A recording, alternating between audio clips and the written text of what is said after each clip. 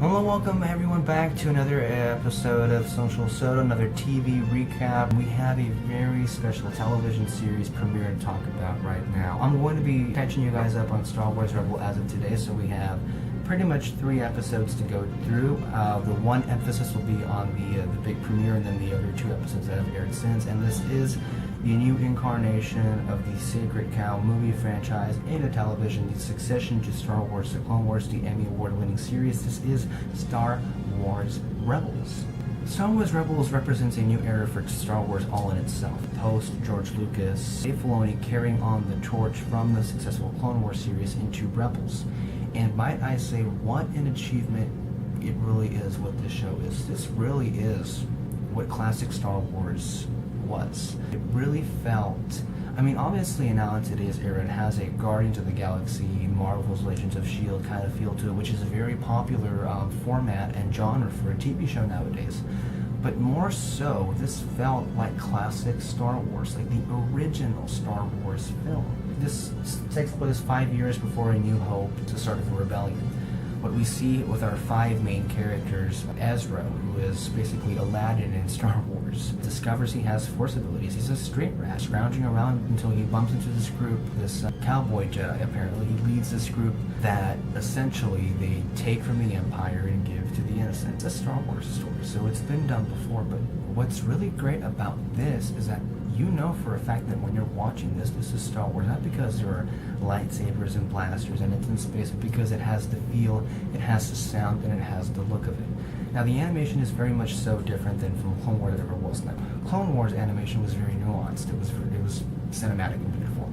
And this, I do believe, has the potential to be that way soon. Of course, this is a new realm of animation that they're going through. The designs are basic in terms from what we've experienced from Clone Wars, but I mean, that's the way Clone Wars started off as well.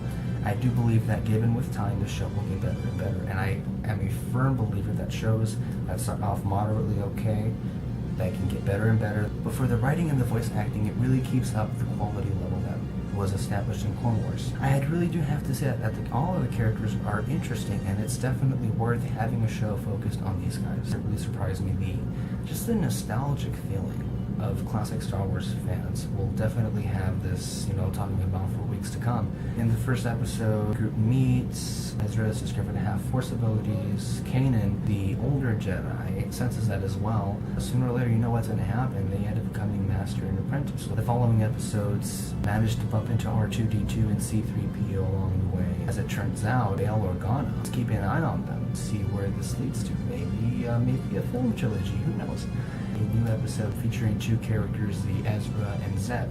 Very nice episode between the 2 of them. This show is still very much finding itself, as shows in their first season usually do. I mean, it definitely knows what it is and knows the material it has to work with. Not everything lands, obviously, but for the most part, this is definitely Star Wars. The biggest obstacle that this show has to overcome is itself, really. It's just getting over the fact that, is this a kid's show, an adult show, as Clone Wars is oriented? Fact of the matter is, give it time. This is obviously already Star Wars. Obviously, the animation goes towards the younger demographic. But this can be more than just a kid's show. It's an enjoyable Star Wars show. And it is the first incarnation of this new era, and it is, some of the things that happen here are very essential as to what happens in the future films. This is canon, of course. But I was genuinely relieved. Because it's Star Wars, because of the stories it has, I am interested and I am a fan of what they're doing so far. And I can't wait until they introduce some of the villains in this show and how we're going to go forward. But as for the first episode, Spark of the Rebellion, in my opinion, was definitely the best so far. It was a great pilot. This is definitely what they need to have in a show like Star Wars Rebels, and I'm excited for more.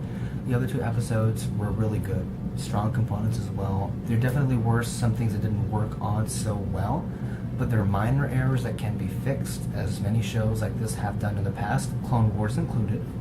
And so I have every faith that Dave Filoni will get us there eventually, to the point where every Star Wars fan can go like, wow. Because it did take some time for Clone Wars to get traction. I'm so excited. I'm definitely in love with what they're doing to it. I give this an A. I'm all for it. The other 2 episodes, I definitely give it a B and a C.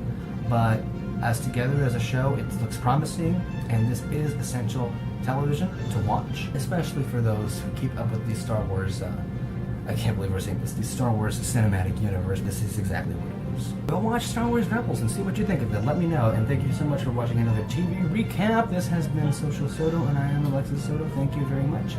Bye-bye, YouTube.